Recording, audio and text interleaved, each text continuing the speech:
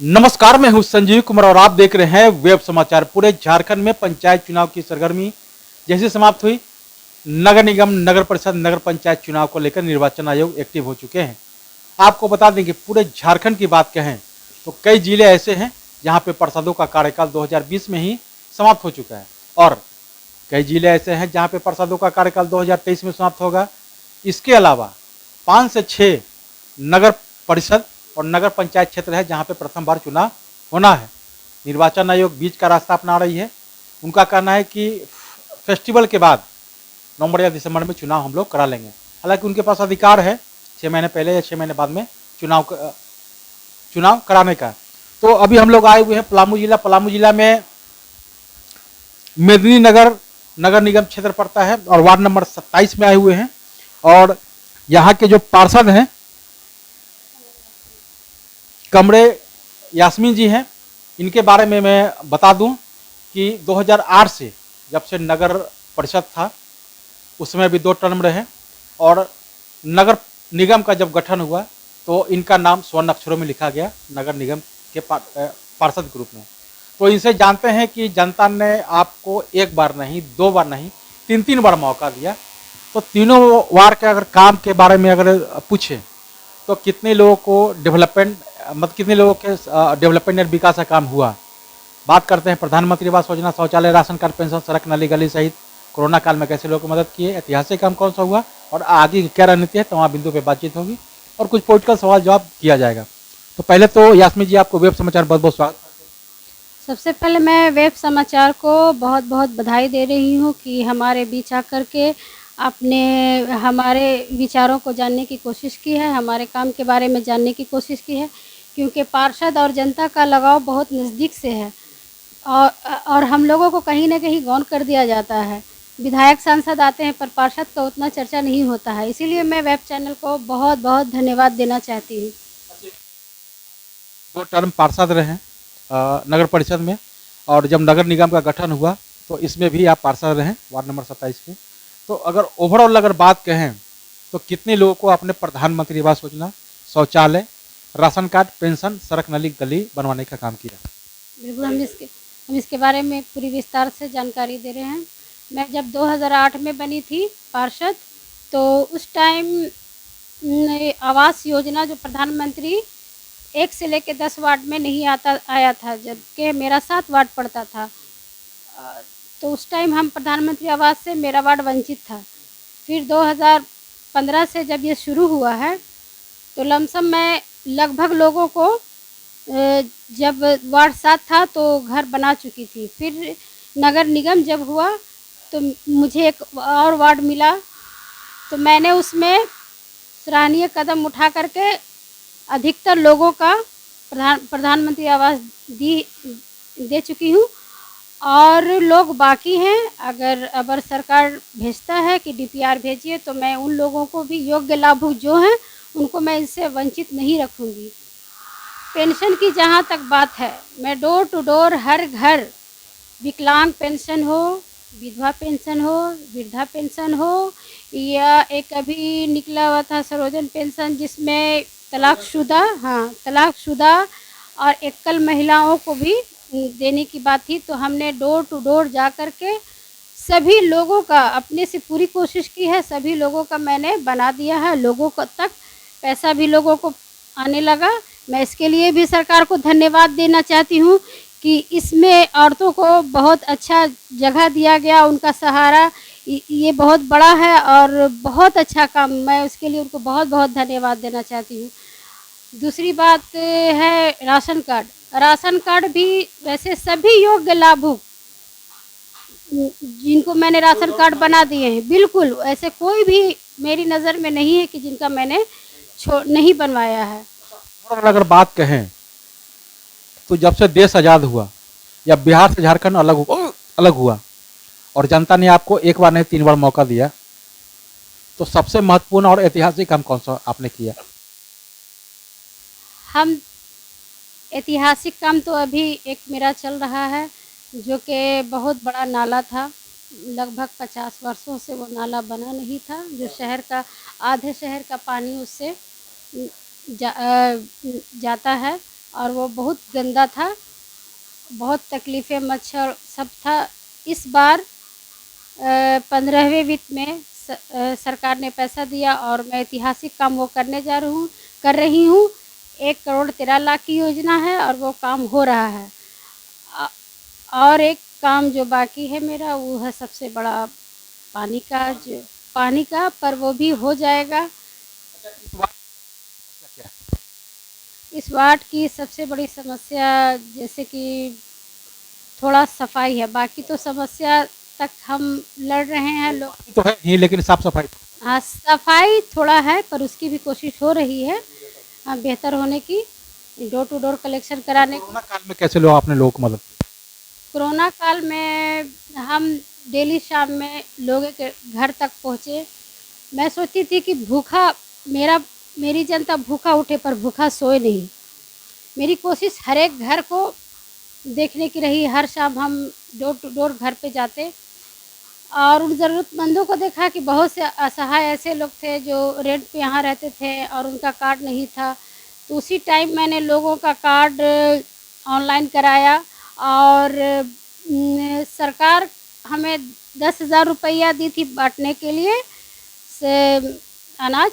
पर मैं इसके लिए अपने फैमिली को भी धन्यवाद देना चाहती हूँ जिन्होंने पैसा मुझे भेजा। मेरे भतीजा लोग जो भी हैं सब लोग पैसा भेजे। मैंने 1,00,000 1,50,000 का राशन वितरण कराया लोगों, उन गरीबों तक। यहाँ तक के बहुत से बच्चे गोद में थे जिनके पापा जो मज़दूरी कर रहे थे मुंबई तरफ, तो उनको पीने के लिए दूध भी नहीं था। उन बच्चों को डब्बा का दूध उपलब्ध कराया। मैंने पूरी कोशिश की कि है उन- उन्हें कोई भी भूखा ना सोना पड़े और खैर ऐसा हुआ। वैसा मेरे वार्ड में ऐसा कोई घटना नहीं हुआ, सभी लोग अच्छे से रहे। बहुत अच्छी तरह से कोरोना काल। कि आपने कोरोना काल में बेहतर काम किया, आपने बहुत बेहतर काम किया। आगे की क्या रणनीति है? अगर जनता आपको मौका देता है, चौथी बार मौका देता है, तो इस बात को मॉडर्न ऐतिहासिक आदर्श बनाने के साथ साथ स्मार्ट वार्ड के रूप में कैसे डेवलप करेंगे?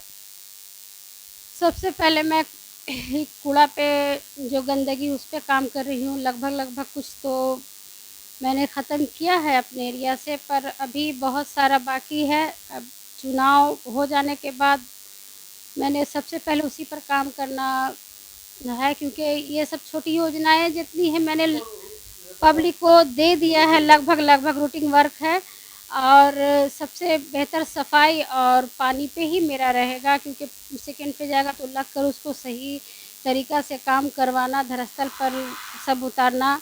2 ही सपना है मेरा कि अपने वार्ड को हम थोड़ा मॉडल और खूबसूरत बनाएं।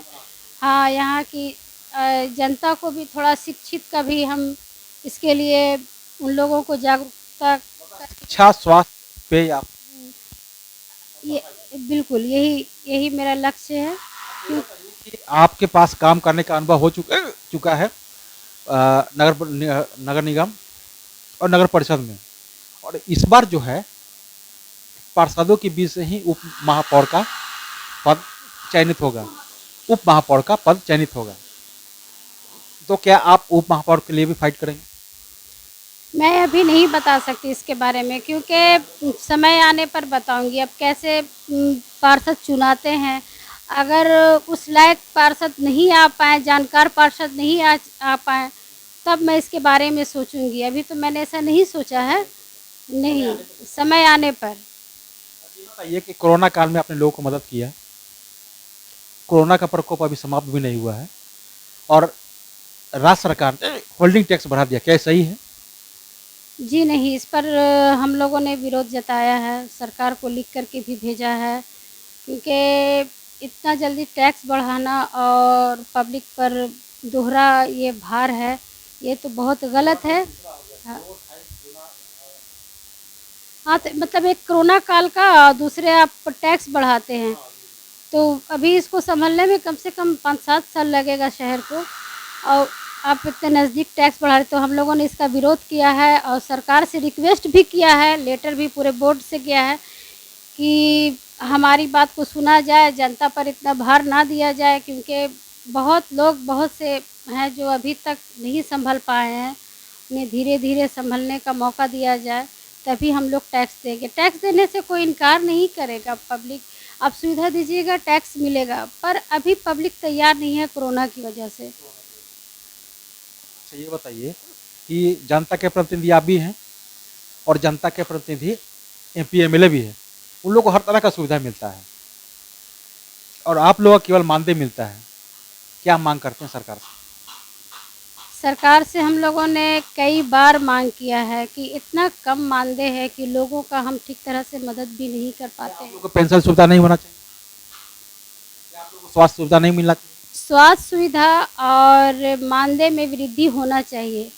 पेंशन तो हो सकता है, आज बहुत से लोग आएंगे जाएंगे, पर हम लोगों का मानदेय पर सरकार को गौर करना चाहिए कि नहीं, ये भी जनप्रतिनिधि हैं, जैसे कि एमएलए को भी, एमएलए लोग को तो फंड भी मिलता है, सांसद को, हम लोगों को तो वो भी नहीं है कि हम पब्लिक के लिए अपने फंड से ये काम करवा दें वो काम करवा दें।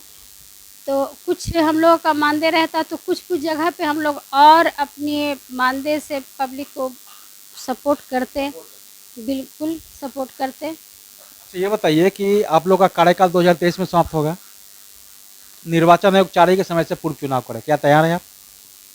मैं इसके लिए तो सरकार को बोलना चाहती हूँ कि इस तरह का काम नहीं होना चाहिए, क्योंकि कोरोना काल जैसे हम लोगों को काम के बहुत दिक्कत पड़ा है। 2 साल हम लोगों का बर्बाद हुआ। अभी रफ्तार पकड़े हुए हैं काम का, अगर हमें 3-4 महीना हमारा सरकार ले रही है, अगर वो मौका मिलेगा तो हम बहुत आगे इसके निकल जाएंगे। ऐसा नहीं करना चाहिए, हमारा टर्म पूरा होने देना चाहिए, क्योंकि वो भी एक जनप्रतिनिधि से ही बने हैं। तो सोचना चाहिए कि अगर 5 साल पहले उनका चुनाव किया जाएगा तो ऐसा नहीं करना चाहिए, जब पूरा हो जाए तभी इलेक्शन करवाना चाहिए। बिल्कुल। अंतिम सवाल आपसे है कि आप महिला हैं, पार्षद हैं, झारखंड के पूर्व राज्यपाल द्रौपदी मुर्मू राष्ट्रपति बन गई, उनका भी राजनीतिक करियर का शुरुआत पार्षद से हुआ, आज राष्ट्रपति बने, कैसा लग रहा है, क्या प्रेरणा लेते हैं? हमें तो बहुत खुशी हुई कि द्रौपदी जी राष्ट्रपति बनी। हम हर पेपर में इसका धन्यवाद भी ज्ञापन किए हैं, क्योंकि एक महिला जब इस तरह से आगे की ओर बढ़ती है तो हमें अच्छा लगता है, क्योंकि उन्होंने जिम्मेदारी के साथ सारा काम किया है और बहुत छोटे पद से ऊपर वो गई हैं। हम उनसे प्रेरणा लेते हैं कि उनके नक्शे कदम पर हम भी चलें। आप भी राष्ट्रपति बनना चाहें? अभी तो भाई फिलहाल पार्षद है, आगे की ओर बढ़ना ज़रूर चाहेंगे। हम लोग भी महिला हैं, आगे की ओर बढ़े, कोशिश तो जारी रहेगी। बिल्कुल। तो आपने सुना कि जिस तरह से यास्मीन जी ने क्या कुछ कहा, वार्ड के डेवलपमेंट को लेकर, विकास को लेकर आगे की क्या रणनीति है, तमाम बिंदुओं पे इन्होंने अपना पक्ष रखा है। और इसके अलावा होल्डिंग टैक्स, मानदेय को लेकर, चुनाव को लेकर, राष्ट्रपति को लेकर क्या कुछ उन्होंने कहा, आपने सुना। तो अब चलते हैं पार्षद के पास, उनसे जानते हैं कि उनके द्वारा क्या कुछ डेवलपमेंट यानी विकास का काम किया गया और आगे क्या रणनीति है, तमाम बिंदुओं पे उनसे भी बातचीत होगी। अपने वेब समाचार में समय दिया, इसके लिए बहुत बहुत धन्यवाद। जी, आपको भी धन्यवाद। अगर आपने हमारे चैनल को अब तक सब्सक्राइब नहीं किया है तो सब्सक्राइब कर लें, बेल आइकन भी दबाएं, ताकि हर छोटी बड़ी खबरों से रूबरू हो सके। बहुत बहुत शुक्रिया।